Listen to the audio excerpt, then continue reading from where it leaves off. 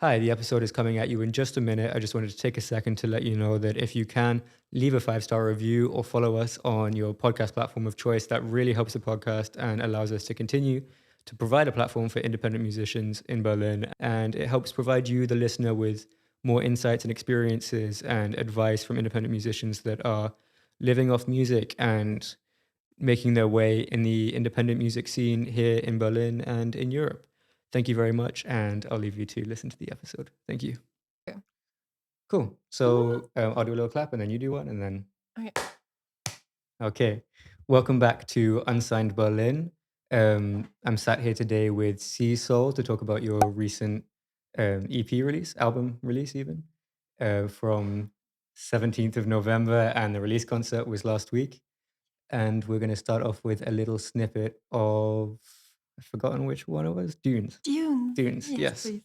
And Where my demons hide, and the void is calling wherever I go. In the day, in the night, in the solitude, the void is mine. that was Dunes by Seasoul. When you were putting together this album, did you go into it with an idea of something you wanted to say, or were you just making lots of music and kind of seeing where it takes you? Actually, it was more, the second one was more the case. I was writing a lot of songs, as I always most of the time. Yeah, most of the time I write a lot. Right now Hmm. I don't have that much to say because I'm working so much on the release. Yeah. Um, but yeah, I had all these songs, and it's more like a time period which Hmm. I wanted to conserve. And I had no name for the album or anything, and I didn't have an idea about um, will it be an album, will it be an EP, will it be a lot of singles. I just really wanted to do an album because I think this medium is very, it gets rare these times, and I don't like all the singles and all the short things Yeah. which go away that easily in these times in pop music. And yeah, and then it's more like a collection of songs and like a time period. And then in the end, it got the name and it got the cover, and then it suddenly was an album, and I was like surprised and happy. Hmm. Yeah, like And this. Music for My Younger Self is the name of the album. Exactly. Is it um, sort of messages you wanted to get? Your songwriting is fairly like abstract, but is it messages you kind of wanted to communicate to your younger self, or is it this is an album that I would have loved when I was whatever age? That's a good question. I think it's mainly meant like that. I really like, I had a rough time as a teenager and as a young person, like a lot of different challenges Hmm. the world put me through. And I mean, I'm probably not alone in this. Most people struggle when they grow up. Hmm. And yeah, so I wanted to greet my younger self, and tell her all the cool stories I'm living now and I'm writing now, and all the places I'm going and all the things that I'm making happening. Hmm. That yeah, I think I never thought I will be at the point of my life that I am right now. So I grew up in this really tiny village in a foster family, and I was very weird. Hmm. And by now I love that little version of me. It's me Hmm. in a younger stage, but things were very challenging. And yeah, I wanted to, when I heard all the music, all the songs when they were finished, I was like, wow, I wish I could tell my younger self all these stories. Mm. And that's kind of what it became then. And then I Yeah. was like, that's a very, very sentimental name, but that's what it's going to be. Hmm. Do you remember if there was a time where you noticed that you love that younger version of yourself? Oh, that's, I think love is a big word. Or you don't, because at Yeah. least for me, Mm. there's there's periods of my life where I look back on and I have positive feelings towards my younger self because I'm like, I feel like I'm removed enough that I have a better understanding of who I was at that time, even if it's like baby size. Yeah. But then there's still parts that I look back on and I'm like, "Oh, man, I haven't come to terms with how I was at that time or whatever. Does that make sense? That makes a lot of sense. And I completely get that. And I think that's very, very much what I feel too. Sometimes I'm like, wow. I mean, the general topic right now in my life, and I'm gonna dive deep, and I hope Hmm. I'm not weirding you out with that, Go but for it. I'm in therapy since a few years, and that's very good for me and very hard and very Hmm. time consuming and sometimes very, yeah, it's a lot. And I think while I wrote these songs and while I was in therapy and all these kind of working through my past periods of time, um, I learned to understand myself more and my Hmm. anger and my, I don't know, my resilience, which I think is very strong because I have there were situations where I have no idea how Hmm. I got out there alive and I mean not alive but like, Functional. yeah, Yeah, yeah. functional. Yeah, that's Hmm. exactly what I mean. Yeah. And I think there is a lot of, yeah, I think love and understanding goes hand in hand. And I think while I understand the world around me and the things that happened, and maybe also my family structures and the people who were surrounding me, maybe also some people I got bullied by, which is very strange because I'm friends with some of them now Right. because and I realize why I maybe might have been not the most popular kid because I was very strange and I was very angry and I was very angry at a lot of people and maybe they didn't even deserve it, but sometimes you have to be angry not to be just sad and Yeah. desperate all the time. And in this whole process, I think I'm learning to be like, oh, I get you, little version of me. You did well. You did good. Here we are. You are a part of me now. And like it feels like a puzzle. I don't want to see myself like my younger self as a different person. I can see myself as one now. Maybe that's the process. But I also I'm struggling a lot with the word self love Right. if I'm honest, because it's everywhere. Everyone talks about it. And I think accepting is a good step and liking yourself and understanding yourself is cool too. And yeah, let's go easy with the love. Yeah. It's a lot to get through, and to do it publicly as well. Like when you're publishing music and publishing lyrics and everything, is there a way that you've been able to separate yourself a little bit, whether it's through the lyrics, or do you feel like it's how do you deal with having something that isn't finished be public, as in like you're still kind of figuring everything out, Mm. as everyone is, but choosing to make that public is can be pretty scary. Is there a way you've found to deal with that? Yeah, I think Um, also, that's a process which I'm thinking about a very Hmm. lot. That's an interesting question you ask because there are things which don't belong in my music because I try to write soft songs, calming songs. When I write them for myself. I hope that doesn't sound too self-indulging or something, but No. like I'm creating a space when I write songs. I'm creating a space for myself first of Hmm. all, and then I really hope that somebody else can find peace in it too. Yeah. And yeah, some things just they don't belong in my music, and they also don't belong to the public or something. And that's I tend to like when I was younger, for example, I tended to overshare so much of my life, and Hmm. sometimes some things I never told anyone, and other things I overshared. And to find a balance I find that really hard. And I think music is a way for me to figure that out and to get better in it and to realize, okay, for example, I write in English. Hmm. So a person like you, a local, maybe understands like, I don't know, maybe you understand my music differently or you see some grammar mistakes or whatever. Just don't answer to Not that. paying enough attention to the grammar. Yes. But I mean, I'm in Germany and I think I didn't reach that many people that most of them are not German or something. And if I Hmm. sing my songs and write them in English, I feel safe. I Right. feel like some topics are safe in behind this other language kind of, Yeah, like yeah. I really like some German music, but I also think it's so clear and so particular, and you have like all these words to describe like one thing from different Hmm. angles, and it seems, I mean, there is a lot of poetic stuff going on and stuff, but it's not for me. Yeah. And for me, actually, yeah, for example, English is one way to keep a distance from, yeah, oversharing or something. Hmm. And yeah, and actually, there was one song which I wanted to play on stage in my on my release concert 2 days ago, and it didn't make it because it was very, very particular.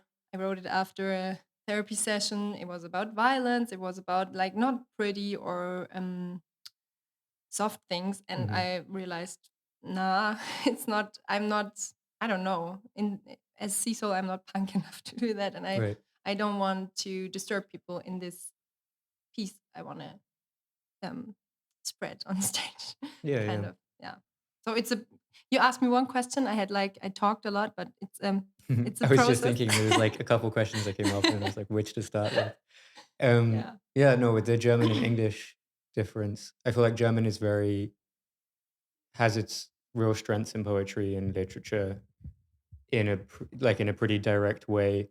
And Yeah. English, my favorite thing about English, but understandably something horrible about English for foreigners, is that it's very wishy-washy, and a lot of the way that people talk is very indirect, Yeah. which is great for songwriting, but also sometimes really difficult for songwriting. Um, was it always when you were doing songwriting? Was it always in English or? Actually wasn't. Mhm. I just thought about that. It wasn't because I started like when I was maybe 10 or something, listening to really horrible German pop music, like Like Schlager kind of, or more like modern at that time? modern, but you probably don't know her, but Yvonne Katterfeld, for example. I'm not proud of it, but also now I can smile about it. Mhm, And like really just, very cheesy, very over, I don't know, over everything. mhm. And I I mean, after school, I went to New Zealand for 11 months, and I I don't know, I was living in a shared flat with locals, and I was working on a alpaca farm, and I was just like, I think the same how you said you were training your German, like with Mhm. working in a Yeah, yeah. German surrounding or something. For me, it was like that. It was okay. I have to speak here, and with all the mistakes, whatever. We just have to talk. And after that, it was very clear to me. It's gonna be English, and it's really lovely. And for me, the wishy-washy part you described is very um it's somehow a safe space. And also what I find really nice in English is you also always, as a listener of a song or something, you always have the chance to project your own Mhm, stuff in a song. You can always listen to a song and be like, oh yeah, the singer mean it, like I'm in the completely, like I get the mood, and that's me, the singer talks about me, like mhm. because it's not that clear definition whatever thing. It's very like, here you have a wishy-washy picture, and you Yeah. can do with it whatever you want and take from it whatever you need. And also I really like that in songwriting, and I really like that as a fan or listener of music myself. Mhm. Cool. And German doesn't have that. It's like, okay, you really mean that. Yeah. Yeah. Are there any songwriters or artists that you feel like do that really well? Like for me, if I have something I want to express, but I don't want to say it directly, I look at a lot of Damon Albarn work Ah, because his music's very indirect. I get that. Wow. Hmm. That's that's an interesting question. I mean, yeah, even if I don't do music like her, for me, Florence and the Machine was always like a Right. person. You can always feel a lot about her lyrics. I mean, yeah, it's And it's very metaphor driven. I yeah, feel like there's lots of imagery in her stuff. totally. Yeah, exactly. And she, with all her, exactly. And like, I don't know if she writes about a mermaid and water and or whatever, and she does that pretty well. And then also in her videos, and she has, I I don't know to which album, but she has like one album where she made a whole movie, and each song is part of the movie for like that, something like that. And um, it's very poetical and weird, and you don't really quite get exactly what she means, but she's fighting with herself and with men and other versions of herself, and it's out there like in a really beautiful, I don't know, Irish or something landscape. And I don't know, it's intense. And also I will stick with this now, the wishy-washy part. I love that about her. Really, because you can take each metaphor and project your own sorrows or whatever in it. Yeah. I think she does that pretty well. And oh man, now let's stick with her. I think she's a good example. Okay. Yeah. You mentioned feeling like music is therapy, which is very common or like a form of therapy, which is very common for songwriters. Yeah. When you started doing music when you were younger and listening to even Katterfeld. Oh my God. Yeah. did it still already mean that to you, or even subconsciously maybe, or was it just like, this is something I'm going to learn because, I don't know, I'm being made to by parents or by school or whatever? Um, Hmm. yeah. Yeah. Good question. I think um I always had like this overflow of emotion when I heard music or film music or an album or a cool song on the radio or something. And then I ran to the piano and tried to play it. Right. And that's how I started songwriting and stuff. I mean, I learned classical music because my foster mom is a piano teacher, and I learned from her. But also, I struggled a lot with reading sheet music and stuff, and I was just like Yeah. unconcentrated wild child, and I was like, Mm-hmm. I want to play this Christmas song, but in minor, and it sounds cooler. And I really wanted to, yeah. And it was always about this feeling so much thing, which is something which I think defines me a lot, and also yeah, it never really goes away. I just learned how to treat myself better in it, and be healthy and take Mm-hmm. care of myself. And this kind of overflow of emotions always drove me to instruments and to grab a pen and paper and do stuff, Mm-hmm. like write stuff and find pictures or images for what I felt or something. And yeah, I think as a child, I don't want to go too deep in that, but into that topic, Mm-hmm. but I grew up in a household which wasn't always very peaceful. Right. There was fighting, and there was yeah, maybe I can say the word, some kind of emotional violence and whatever. And to calm myself down from all the range of different emotions I had, I used to go to the piano. That was Right. always my safe space, and it was always like, I'm going mad. Where do I put all my anger and desperation and sadness and loss and all the stuff which was going on? And I don't know, I can't even say how that happened, but Mm-hmm. it felt very natural to seek refuge or something like that at the piano. And that's what I did. And I was improvising or playing the songs I knew, and it somehow calmed me and my overstimulated nervous system down, and I was feeling better. And Right. somehow, even if I'm in a safe environment now and a lot of things changed, it's still my way of coping, I think, to write music. And sometimes I wish I would be a little bit less heavy in that, or less meaningful, or like everything means so much, and I'm very serious about like, yeah, Mm-hmm. music is my therapy and stuff. Yeah. And other people I studied with, they were like, yeah, I mean, I have fun, like playing guitar is fun. Or Yeah. one producer was like, yeah, I want to get rich one day. That's why I'm a producer. That's a Yeah. crazy move, especially for music, where it's like you want to get rich by working But for music free for a industry, lot of yeah, years and yeah, then yeah. for not much forever. But at the same time, I think if you go in there with that kind of Yeah. mindset, it can be a joyful ride. Yeah. You can have a lot of fun.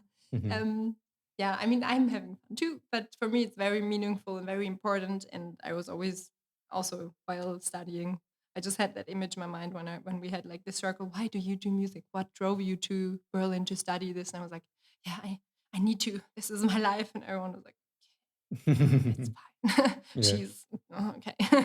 And I was like, okay, maybe that's a little bit uncomfortable sometimes, but it's like that for me. Yeah, yeah. Yeah. I had a question written um, about being in the emotional space to write songs that deal with loss and the feeling of being alienated and all that kind of thing.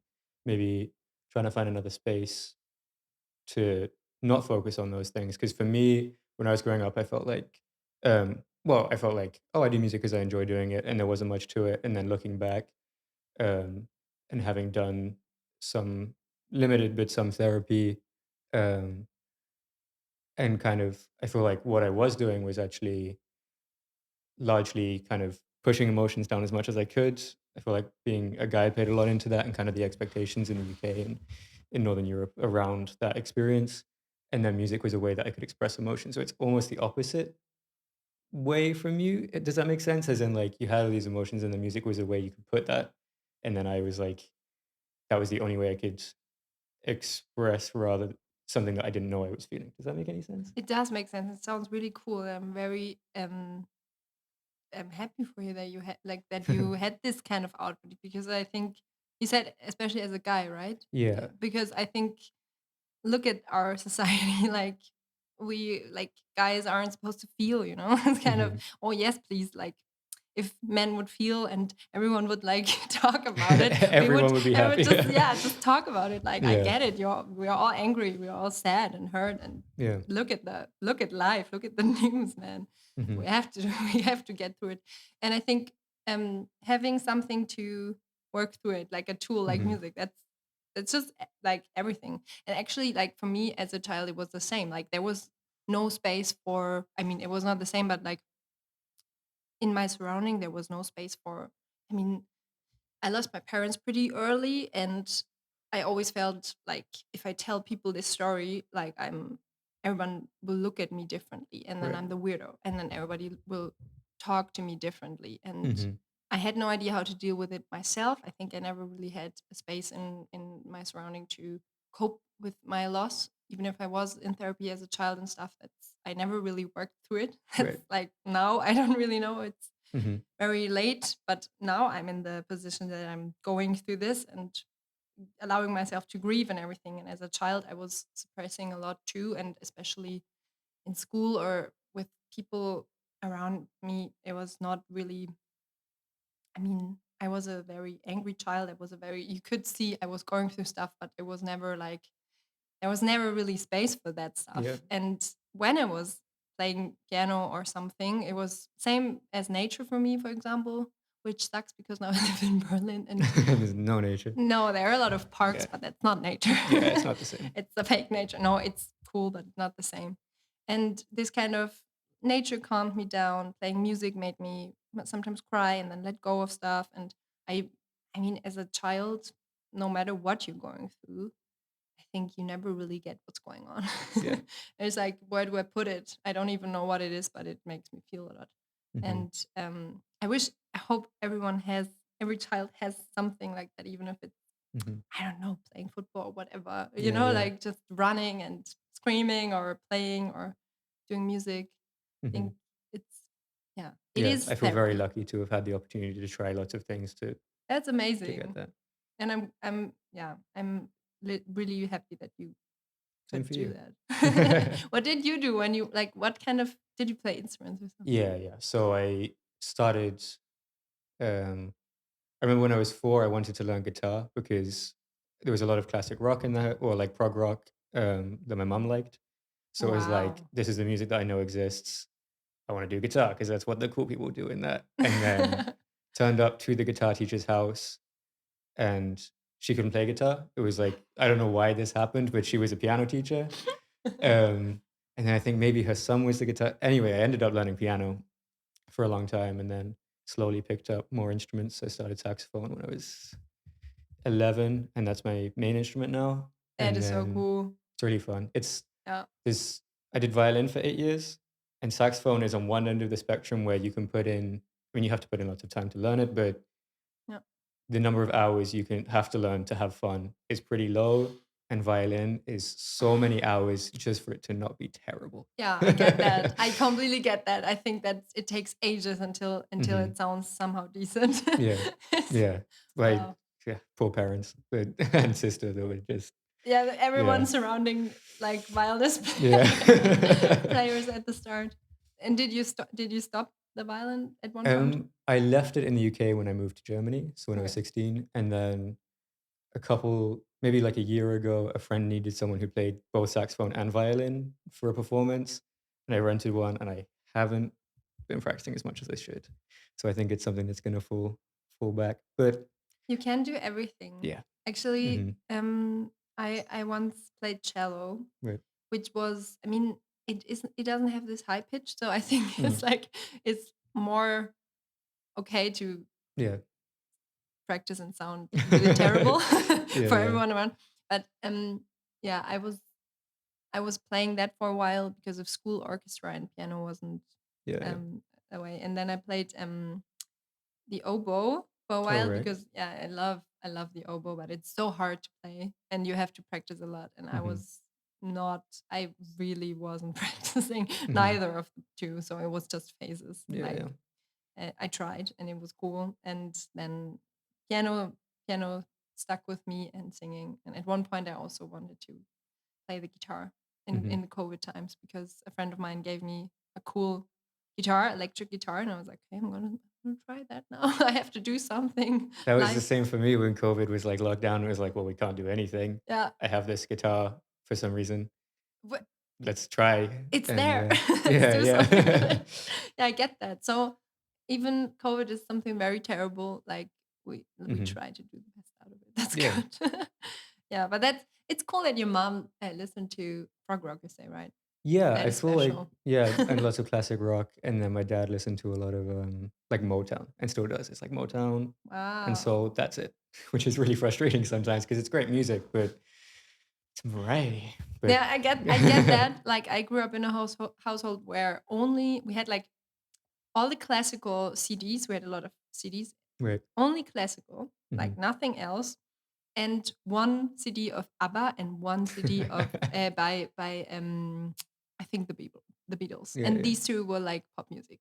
And Mhm. then I started watching MTV and stuff, and I was like, oh my god, there's a whole world out there, you know. Yeah. And yeah, I mean, rock came back like it took me a while. I Mhm. think, and one time as a teenager, I started liking Guns N' Roses, Mhm. and I had a lot of weird teenage dreams about Slash and his guitar, and I was like, "Oh my god, this exists!" Wow, I don't know.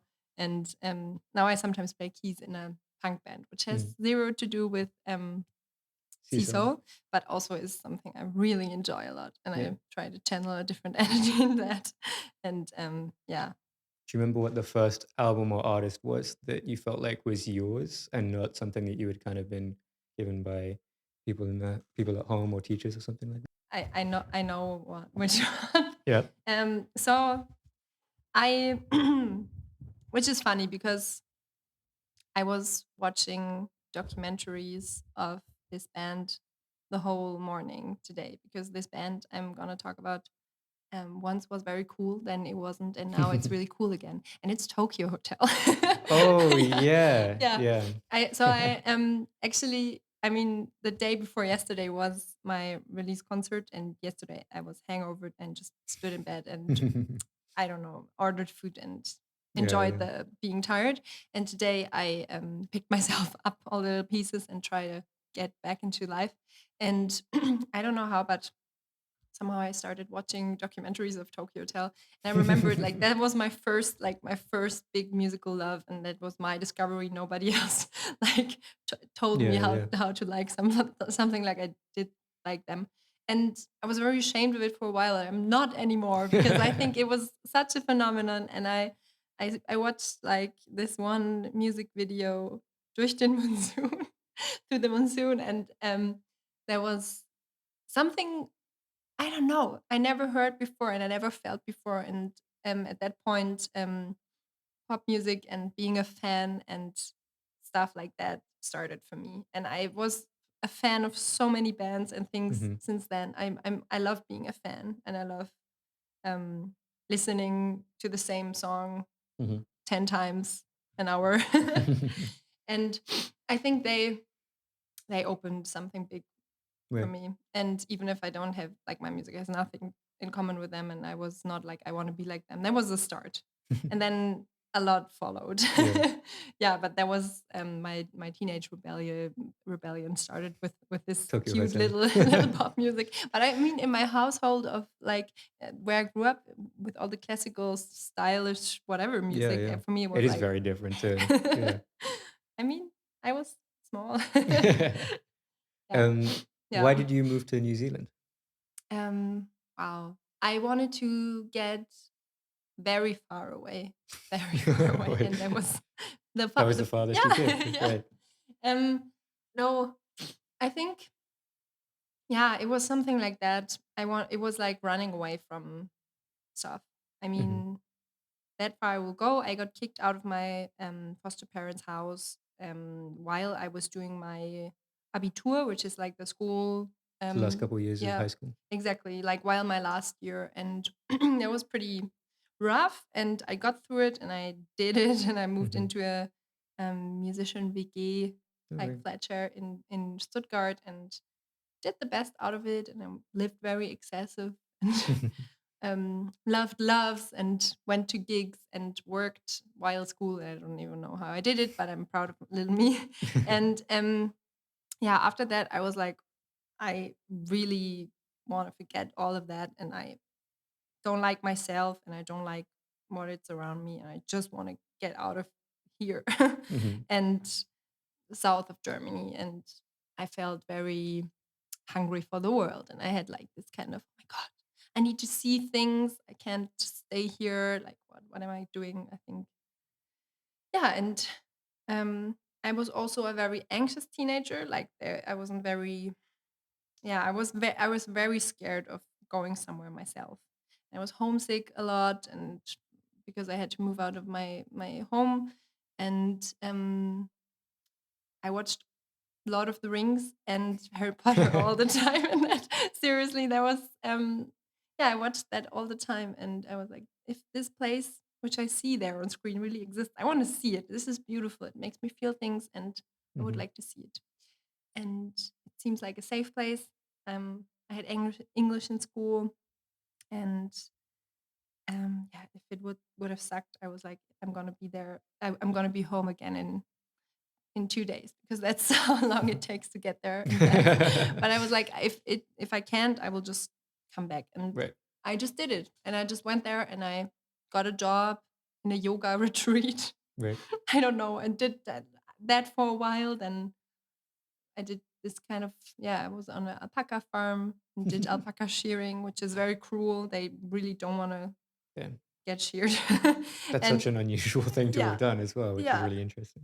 yeah, it was weird. I was just, I don't know. And then I worked on a festival, and then I was just a barkeeper, and I just lived with people living there, and played a few gigs, and lived with hippies on boats. And I had dreadlocks as a white girl, which I find very weird by now. And but I try to figure out what I am, Yeah, yeah.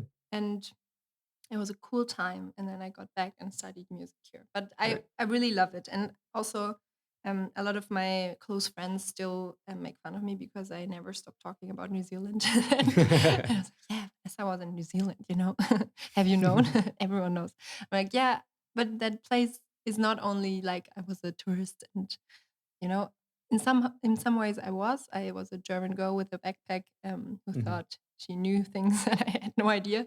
But it was also a safe space where I found out a lot about myself, and I found out how I survived hitchhiking by myself as a girl, and how Hmm. to, yeah, survive by myself and take care of myself. And I think it's a good place to do that if you are careful with the culture and the people Yeah, yeah. surrounding you, and you keep that sense of, I'm visiting and I The honor, respect for the, yeah, yeah. this kind of thing. How do Yeah. you feel like it influenced your music? Because River Song Yeah. feels very New Zealandy to me for some Wow. reason. Wow. That's cool. You think you hear I that can't in place what, yeah.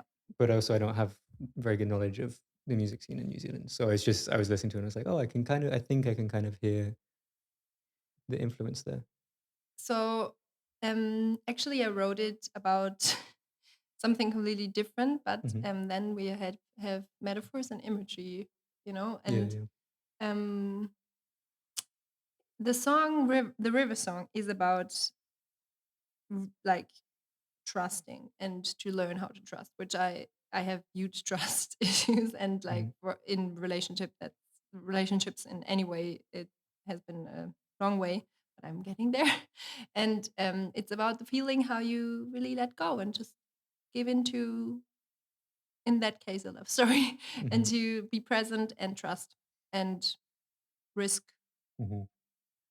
take a risk. Yeah, exactly. And mm, the the feelings and the images while I write this song, why I wrote this song, were actually from New Zealand, which is very interesting that you heard that, because in the verses I describe like the peace I felt in some of these landscapes I saw there, because Right. it's the same, like it's completely peace, like, and you can feel that peaceful in relationships too. You don't have to go through like whatever it needs to go to New Zealand or something. You don't need to go to foreign places Hmm. to feel like that. But I had the same depth of emotions when I was in New Zealand. I was like looking around me and I was like, I will never need anything else than that. How can any place look like this? And how can life be like Hmm. this? Like, how is this possible? This is beautiful. And I don't know. And they're connected in this songwriting thing, which is very weird. But Yeah. sometimes, yeah, this kind of, it's the similar depth or the similar peace I felt, I think. Yeah. Yeah. Places or people, it depends. Hmm. Yeah. You also did a fully self-booked tour 2022, I think, including Baltic Islands, and like that's a really big project to work on.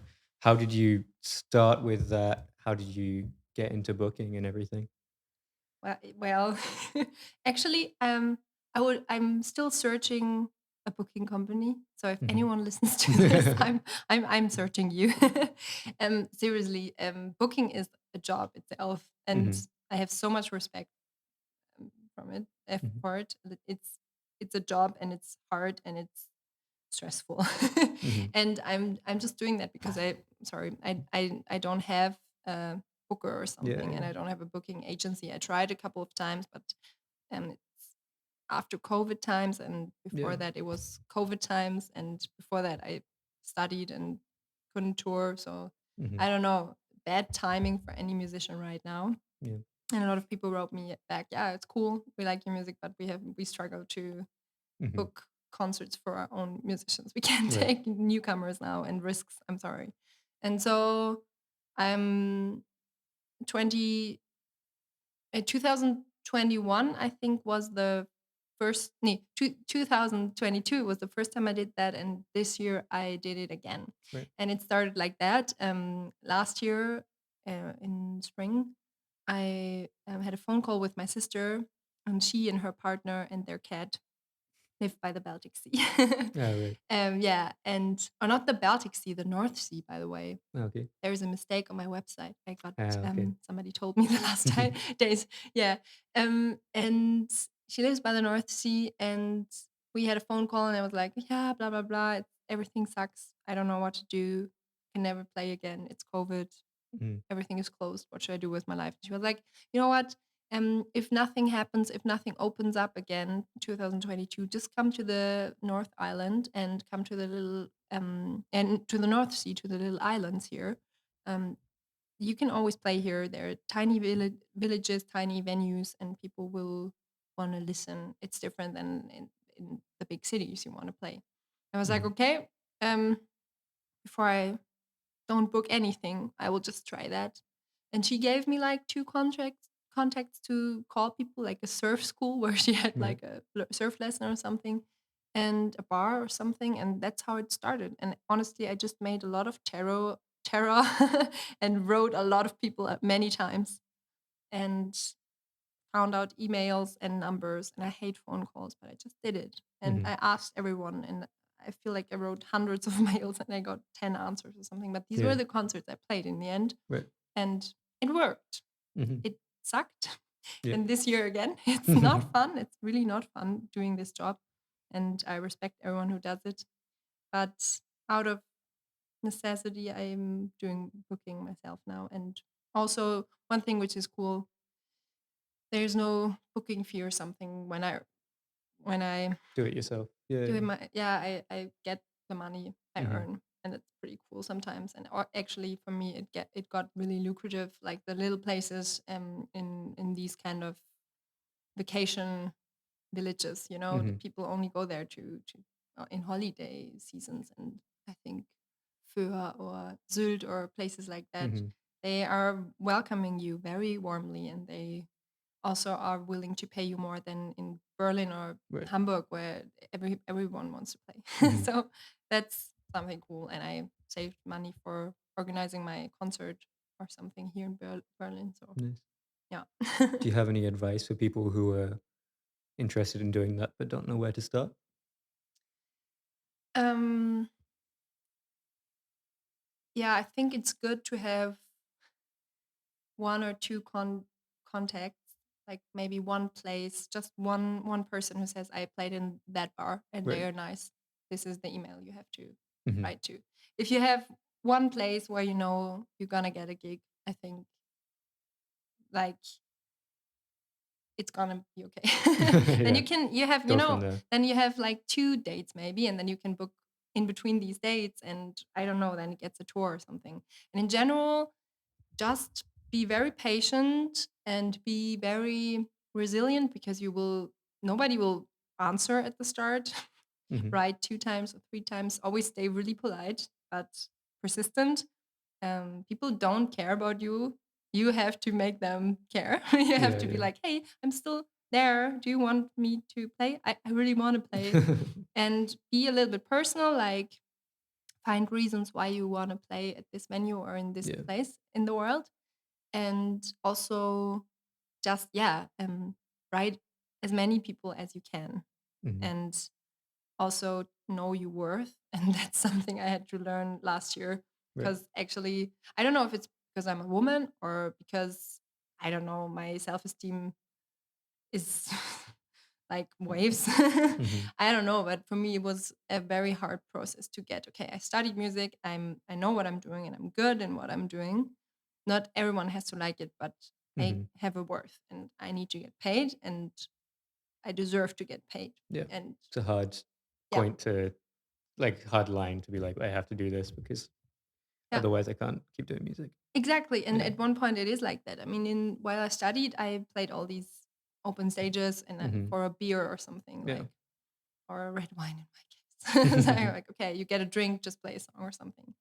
And or I played for, I don't know, 50 euros, or we passed a hat around, and then there was Mhm. like one number of a interesting guy, one little stone, and a few little coins or something, and you're like, Yeah. cool, thanks.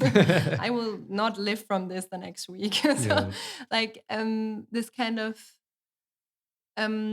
trusting yourself that you deserve to grow, and that it started with, okay, now I don't play for money that has like 2 numbers. Now it has to be 3 numbers. And then I Mhm. was like, okay, this is gonna be the time I'm gonna prepare for this. And if I'm playing an hour, this is what I Yeah. deserve. And I deserve to get paid for what I do. And even if music is not something people need to survive in that way, like Mhm. I'm not a nurse or I'm not a teacher, whatever, people love music. And if you're booking your own tour, you have to believe in that. People like don't know you, but you can make them feel stuff, and Mhm. get out there and know your worth. That's what I would tell people. And yeah, have lovely people around you who catch you in your sadness and disappointment if nobody writes you back, and that's normal. Yeah, yeah. Yeah, yeah, but Nice. yeah. Yeah. Well, we've done about 45 minutes. Oh my god. So yeah, I think, is there anything you want to promote? I mean, This will be out December 1st, I think. I released this album, Music for My Younger Self, and I would love you, listening person, to check it out. And otherwise, all the other unsigned podcasts, I would say. Thank you. I think that's a cool format, and I feel Thank you. very gifted and honored that you invited me and that you that we found a date, even if we Yeah, canceled after a both couple, of us. Yeah, both of us were sick. yeah. Yeah, thank you very much for coming. Thank you for being vulnerable as well. I feel like people really enjoy being able to connect with that. And yeah, the album will be linked below in the description. As always, thank you for listening. If you can leave a review or if you can share it, that means a lot. My new single will be coming out in 3 days, December 4th. So please go listen to that. That's Yeah, interesting. What is it gonna? it's called What? Another Day Gone. It's a little bit dancey, but I'd say definitely R&B, hip hop R&B is the genre. It's got my own vocals on, which the last Oh couple my haven't been, which god! is scary.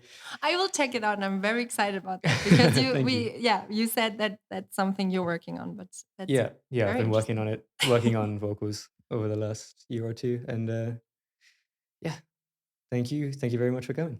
Thank you too.